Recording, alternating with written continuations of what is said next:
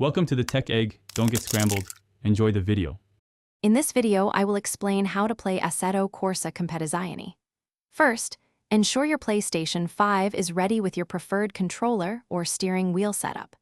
Dive into the game's options to fine-tune your settings, focusing on force feedback and control sensitivity for a truly immersive experience. Don't skip the initial tutorial. It's crucial for understanding the core driving physics and getting comfortable with the car's behavior on track. Once you're set up, focus on the fundamentals of racing. Precision is key, so practice your braking and acceleration to maintain control through turns. Understanding the optimal racing line will significantly improve your lap times, guiding you to the fastest path around the circuit. Remember to monitor your tire degradation and fuel levels, especially in endurance events, as these factors are critical for race strategy. Assetto Corsa Competizione offers various ways to enjoy the thrill of racing. Start with the career mode to progress through different challenges and unlock new content.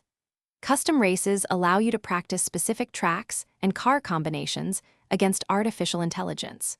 When you feel confident, jump into online multiplayer to test your abilities against real drivers from around the world, aiming for clean and competitive racing. To truly excel, delve into the advanced aspects of the game.